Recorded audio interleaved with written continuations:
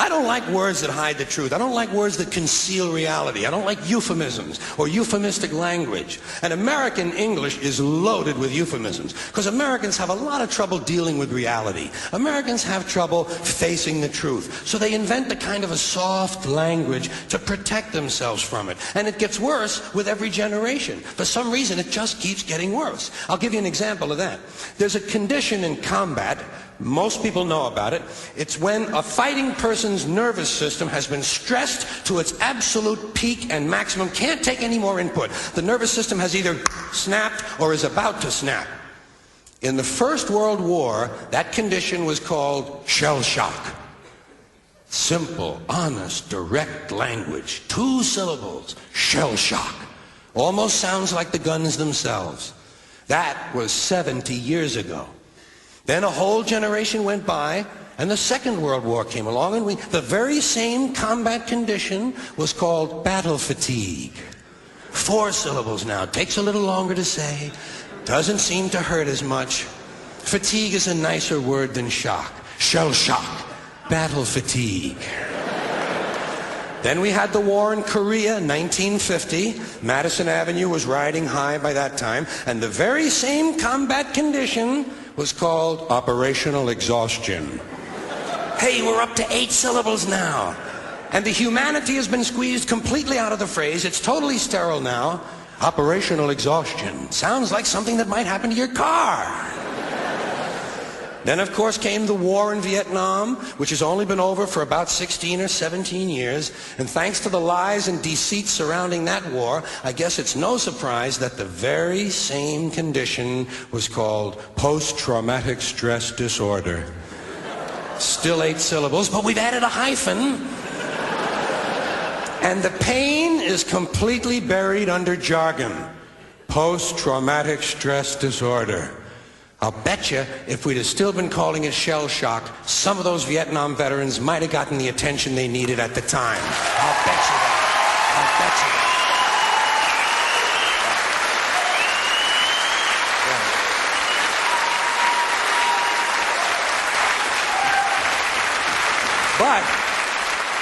But it didn't happen. And one of the reasons is because we were using that soft language, that language that takes the life out of life. And it is a function of time. It does keep getting worse. Give you another example. Sometime during my life, toilet paper became bathroom tissue.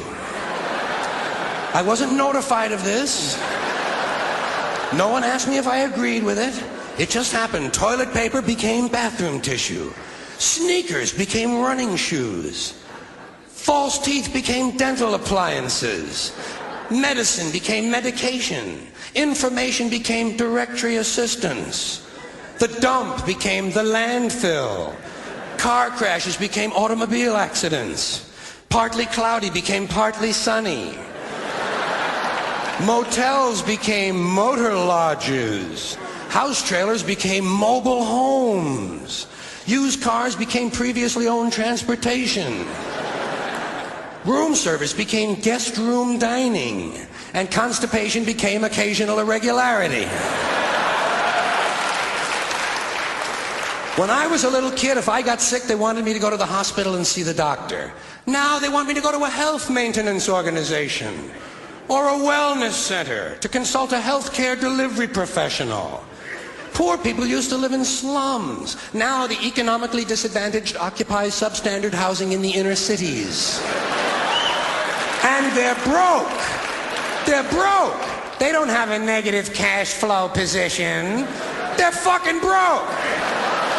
Because a lot of them were fired. You know, fired. Management wanted to curtail redundancies in the human resources area.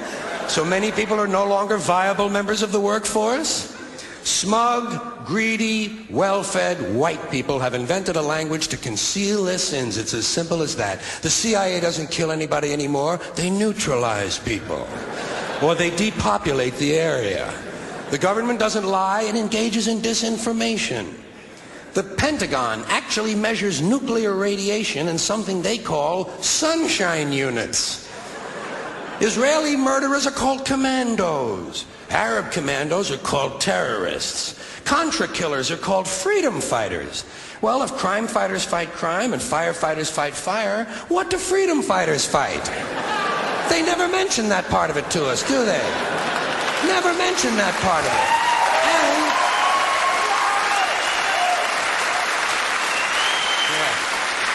And some of this stuff is just silly. We all know that. Like on the airlines, they say they want a pre-board. Well, what the hell is pre-board? What does that mean? To get on before you get on? They say they're going to pre-board those passengers in need of special assistance. Cripples! Simple, honest, direct language. There's no shame attached to the word cripple that I can find in any dictionary. No shame attached to it. In fact, it's a word used in Bible translations. Jesus healed the cripples. Doesn't take 7 words to describe that condition. But we don't have any cripples in this country anymore.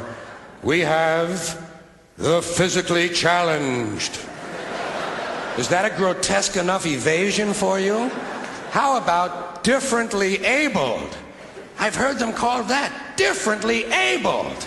You can't even call these people handicapped anymore. They'll say, we're not handicapped, we're handy-capable. These poor people have been bullshitted by the system into believing that if you change the name of the condition, somehow you'll change the condition. Well, hey, cousin, doesn't happen. Doesn't happen. We have no more deaf people in this country, hearing impaired. No one's blind anymore, partially sighted or visually impaired. We have no more stupid people. Everybody has a learning disorder. Or he's minimally exceptional. How would you like to be told that about your child? He's minimally exceptional. Oh, thank God for that. Psychologists actually have started calling ugly people those with severe appearance deficits. It's getting so bad that any day now I expect to hear a rape victim referred to as an unwilling sperm recipient.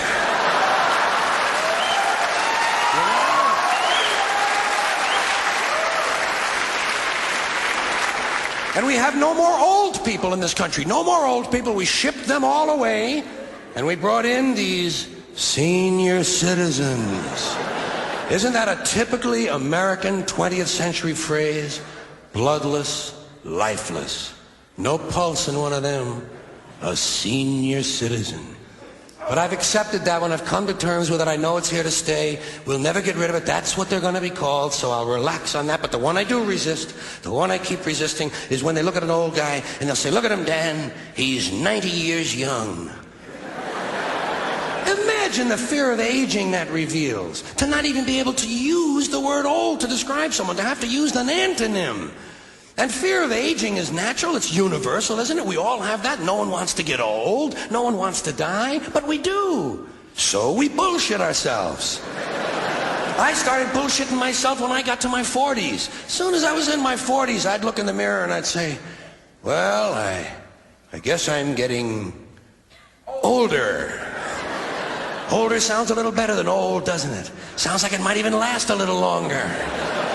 Bullshit, I'm getting old. And it's okay, because thanks to our fear of death in this country, I won't have to die. I'll pass away.